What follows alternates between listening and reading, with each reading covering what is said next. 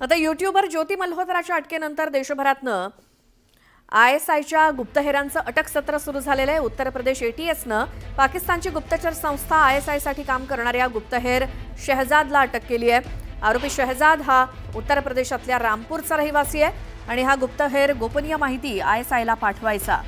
शिवाय त्यानं पाकिस्तानी एजन्सीच्या एजंटला सुद्धा मदत केल्याचा आरोप आहे। ATS कडनं आता शहजाद या गुप्तहेराची कसून चौकशी सुरू आहे आणि मिळालेल्या माहितीनुसार शहजाद हा सीमेवरती अवैध तस्करीच्या कामात असल्याची देखील माहिती मिळाली आहे। शहजाद हा लपून छपून कॉस्मेटिक्स, मसाले, कपडे आणि इतर साहित्य सीमेच्या पलीकडे नेत होता आणि त्यावेळी त्याचा संपर्क हा ISI एजंट सोबत आला आणि त्यानंतर पाकिस्तानच्या गुप्तचर एजन्सीसाठी तो काम करू लागला।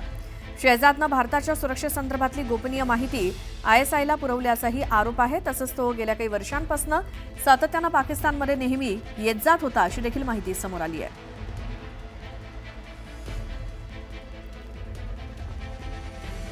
तर ज्योती मल्होत्रा नंतर आता असे आणखी जे काही गुप्तहेर देशामध्ये राहून हेरगिरी करतायत त्यांचं आता अटक सत्र सुरू झालेलं आहे। ज्योती मल्होत्रा नंतर आणखी एका गुप्तहेराला ATS कडनं अटक करण्यात आली आहे। त्याचं नाव शहजाद असं आहे। तर उत्तर प्रदेशातल्या रामपूर इथला रहिवासी असून गेल्या काही काळापासून तो ISIला भारतातली माहिती पुरवत होता। ISIसाठी काम करणारा हा गुप्तहेर शहजाद याला अटक करण्यात आलेली आहे। अधिक माहितीसाठी जाऊयात आमचे प्रतिनिधी प्रशांत लीला रामदास यांच्याकडे। प्रशांत, ज्योती मल्होत्रा नंतर आता ATSनं कसून आता शोध मोहीमच सुरू केली आहे। असे कोण कोण गुप्तहेर देशामध्ये राहून हेरगिरी करतायत त्यापैकीच हा शहजाद, आणखी कशी मोहीम सुरू आहे? नाही, देशभरात जर बघितलं आपण ज्या पद्धतीनं ज्योती मल्होत्राचं कनेक्शन पुढे आल्यानंतर साधारणतः 6 ते 7 लोकांना आतापर्यंत ताब्यात घेण्यात आलेलं आहे आणि त्यांना अटक देखील करण्यात आलेली आहे। लखनौमधून शहजाद जो आहे याला ताब्यात घेण्यात आलेला हा जो आहे हा पाकिस्तान सोबत व्यापार करायचा आणि त्याच्याकडे कुठल्या प्रकारचा परवाना देखील नव्हता आणि तो मसाले पाठवायचा, पापड पाठवायचा, तिथल्या IS अधिकाऱ्यांच्या संपर्कात राहून या सगळ्या गोष्टी करायच्या। त्याच्या बदल्यामध्ये त्याला भारतातील गुप्त माहिती जी आहे, सुरक्षात्मक माहिती जी ती देखील पोहोचत असल्याची माहिती पुढे आली होती। त्याच्या आधारावरती ATSनी त्याला ताब्यात घेतलं आहे, UP ATSनी। आणि महत्वाचं म्हणजे जर बघितलं या सगळ्या पार्श्वभूमीवरती आता एक एक गुप्तहेराची माहिती पुढे येते, अजूनही काही अटक होईल अशा प्रकारचे स्पष्ट संकेत पुढे येत आहेत। बिलकुल प्रशांत, या सगळ्या माहितीसाठी धन्यवाद। तर पाकिस्तानसाठी हेरगिरी केल्याचा आरोप असलेली यूट्यूबर ज्योती मल्होत्राच्या अटकेनंतर ज्योतीची पाकिस्तानी बहीण तिच्या समर्थनार्थ पुढे आली आहे। पाकिस्तानी पत्रकार आणि सोशल मीडिया इन्फ्लुएन्सर हिरा बतूल हिनं सोशल मीडियावरती पोस्ट करत ज्योतीच्या अटकेला विरोध केलाय। शिवाय ज्योतीचं नाव न घेता बतूलनं भारत सरकारवरती निशाणा साधला। भारत सरकार यूट्यूबर्सला टार्गेट करत असल्याचा आरोप तिनं केलाय। ज्योती मल्होत्रा काही महिन्यांपूर्वी पाकिस्तानमध्ये हिरा बतूलला भेटली होती आणि त्यावेळी ज्योतीनं सोशल मीडियावरती एक पोस्ट शेअर करत एकमेकांना आपण बहीण असल्याचं सांगितलंय।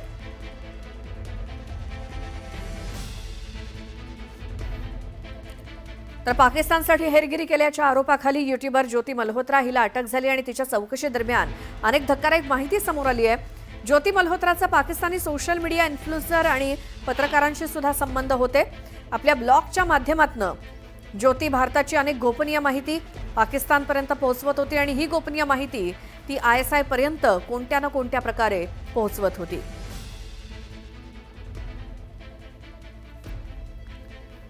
तर ज्योती मल्होत्रानं पहलगाम हल्ल्याच्या संदर्भात सुद्धा सोशल मीडियावरती पोस्ट केली होती। त्यामध्ये ती दहशतवादी हल्ल्याचा उल्लेख करत मात्र या हल्ल्यासाठी पाकिस्तान जबाबदार असल्याचा कुठलाही उल्लेख करत नव्हती। तर दुसरीकडे तिची मानलेली बहीण हिरा बतूल अटारी वाघा बॉर्डरवरच्या भारतीय सुरक्षा चौकी दाखवत असल्याचं दिसून येत आहे। ज्योतीच्या सोशल मीडियावरची पोस्ट व्हायरल करण्यासाठी पाकिस्तानी इन्फ्लुएन्सर तिची मदत करत होते अशी देखील माहिती समोर आली आहे। ज्योतीनं जम्मू आणि काश्मीरला जोडणाऱ्या कांजीकुंड परिसराचा फोटो शेअर केला तेव्हा हा संशय आणखी वाढला। पाकिस्तानातील लोकांनी सुद्धा या पोस्टवरती कमेंट केल्या आहेत। कांजीकुंड हा एक अतिशय संवेदनशील परिसर म्हणून ओळखला जातो।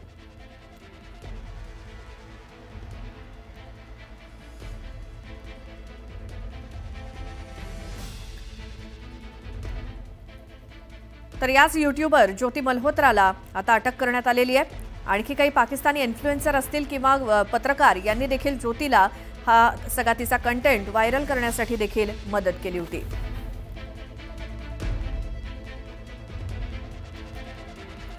जम्मू काश्मीरमधल्या कांजीकुंड परिसराचा उल्लेख सुद्धा तिनं एका आपल्या व्हिडिओमधनं केलेला होता. अतिशय संवेदनशील असा हा भाग आहे कांजीकुंड आणि तो भाग आपल्या व्हिडिओमध्ये दाखवल्यानंतर तिच्यावरचा संशय हा अधिक बळावला.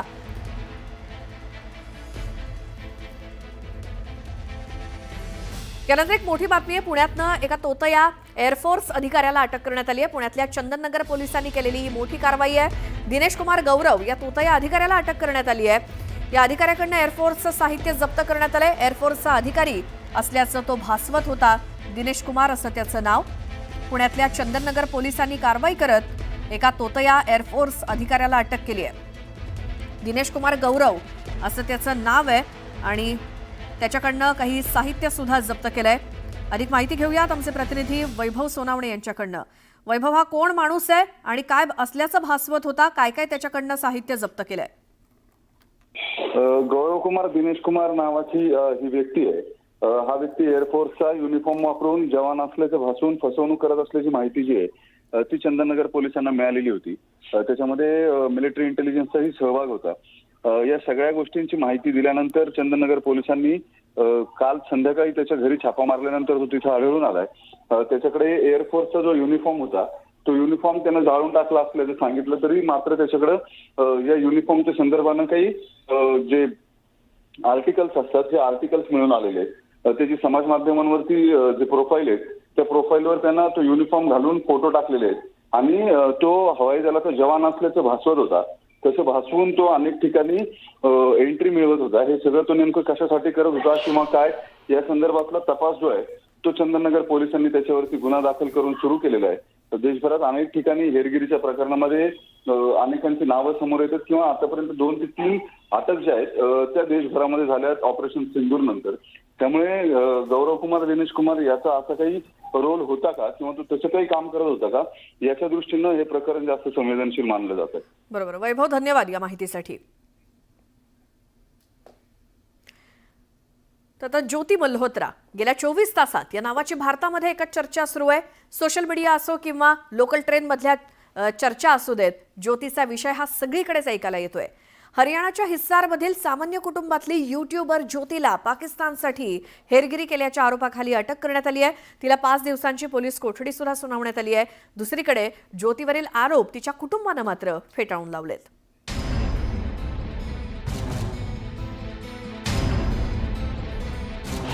पाकिस्तानात बिनधास्त फिरणारी ज्योती मल्होत्रा, ट्रेनमध्ये चहा घेऊन येणारा लाहोर पोलिसांचा जवान. पाकिस्तानातील अनेक अशा भागात ज्योती खुलेआम फिरताना दिसतीये, जिथे कोणत्याही भारतीयाला पोहोचणं सोपं नाही. गेल्या 2 वर्षात 3दा तिनं पाकिस्तानचा दौरा केला.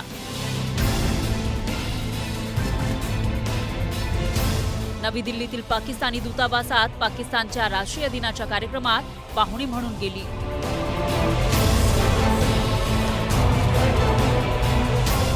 पाकिस्तानच्या पंजाब प्रांताच्या मुख्यमंत्री आणि माजी पंतप्रधान नवाज शरीफ यांच्या कन्या मरियम नवाज शरीफ यांचीही तिनं भेट घेतली. ज्योतीवर संशय असल्याचं कारण म्हणजे 17 एप्रिल 2024 रोजी ती 1 महिनाभराच्या दौऱ्यावर पाकिस्तानला गेली होती. 15 मे पर्यंत पाकिस्तानात राहिली. यानंतर ती भारतात परतली आणि सुमारे 25 दिवसांनी 10 जून रोजी चीनला गेली. ती 9 जुलैपर्यंत चीनमध्ये राहिली आणि तिथून 10 जुलै रोजी काठमांडू, नेपाळला पोहोचली. चीन दौऱ्यात तिला VVIP सारखी ट्रीटमेंट मिळाली होती. 2024 मध्ये पाकिस्तान नंतर लगेचच चीनला गेल्यावर ज्योती सुरक्षा एजन्सीजच्या रडारवर आली. चीनमध्ये ती दागिन्यांच्या दुकानांपासून ते अनेक ठिकाणी लक्झरी कारमध्ये फिरत होती. यामुळे भारताच्या सुरक्षा एजन्सीजना तिचा हेतू आणि खर्चाबद्दल संशय आला. त्यानंतर तिच्यावर पाळत ठेवण्यास सुरुवात झाली. But definitely she was in touch विद द PIOs और यहाँ के जो कुछ और भी जो अभी उसके हमने लैपटॉप और मोबाइल जो है वो हम उसको अभी सीज करने की कोशिश कर रहे हैं कहाँ पे है. वंस वी सीज इट और उसका हम फोरेंसिक एनालिसिस करेंगे तो उससे भी काफ़ी सारी चीज़ें क्लियर होंगी कि क्या क्या इन्फॉर्मेशन उन्होंने एक्सचेंज.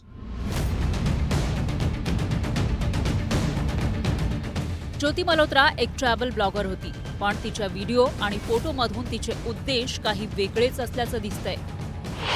दिल्लीतील पाकिस्तानी दूतावासातील इफ्तार पार्टीला ज्योती प्रमुख पाहुणी म्हणून उपस्थित होती. या पार्टीचा व्हिडिओ तिनं युट्यूबवरही टाकलाय, ज्यात ती पाकिस्तानी अधिकारी दानिश सोबत दिसून येतेय. व्हिडिओवरून त्या दोघांमध्ये खूप चांगली मैत्री असल्याचंही दिसतंय. दानिशनंच तिची ओळख पाकिस्तानी गुप्तचर संस्थांशी करून दिल्याचं समोर येतंय.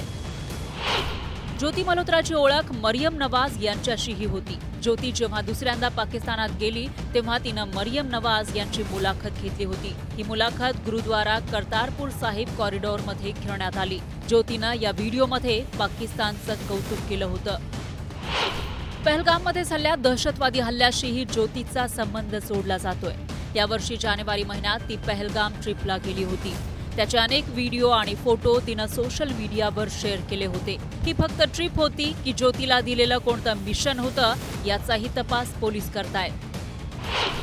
ज्योती मल्होत्राचं युट्यूब चॅनल पाकिस्तानच्या व्हिडिओंनी भरलेलं आहे. 3दा पाकिस्तानी व्हिसा मिळवणं सोपी गोष्ट नाहीये. इतकंच नव्हे तर ती 4थ्यांदाही पाकिस्तानात जाणार होती. ज्योतीचं एवढ्या वेळा पाकिस्तानात काय काम होतं असा प्रश्न उपस्थित होतोय. पहलगाम हमले के पहले बिल्कुल गई थी, उसके पहले वो मतलब उसके आसपास वो पाकिस्तान भी गई थी, तो इसमें आपस में क्या लिंकेजेस हैं वो हम स्टैब्लिश कर रहे हैं। वो तो कहते पाकिस्तान गई थी जी। कब गई थी आपकी बेटी? मेरे ख्याल 2 साल हो गया, मेरे ख्याल तो ये लड़ाई होने से पहले गई थी। इनकी परमिशन से गई होगी, यूं तो कोई बंदा जा नहीं सकता। इनकी परमिशन से देखी थी, पासपोर्ट बनवाया था, साथ इनसे परमिशन भी दी थी। हमारे पास पुलिस वाले भी आए थे, उनने इंक्वायरी भी करी थी। पड़ोसियों का वो आधार कार्ड भी दिया था, साइन भी करवा के दिए थे पुलिस वालों को। और क्या चाहिए इनको, फिर भी पकड़ के ले गए। अब मैं मिल के आया हूँ, बेटी ठीक है, उसमें है कोर्ट में।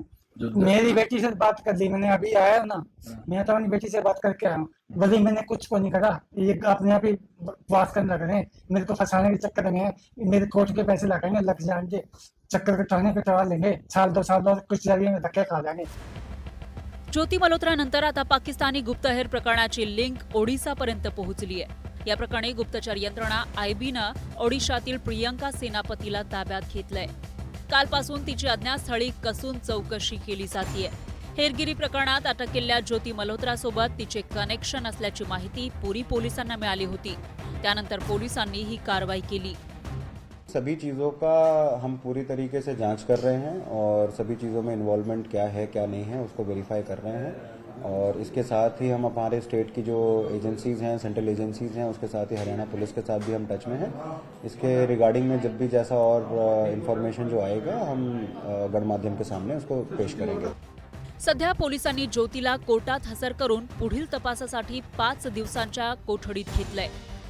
तसंच ज्योतीच्या सूचनेनुसार आणि ओळखीच्या आधारावर तिचा साथीदार अरमानला नूह मेवातमधून अटक करण्यात आली आहे. अरमानलाही पोलिसांनी कोर्टात हजर करून 6 दिवसांच्या रिमांडवर घेतलंय. याचबरोबर हरियाणातील पानिपत इथून नोमान इलाही आणि कैथल इथून देवेंद्र सिंग ढिल्लो यांनाही पकडण्यात आलंय. पोलीस या सर्वांची चौकशी करतायत. Bureau report, news 18 Lokmat.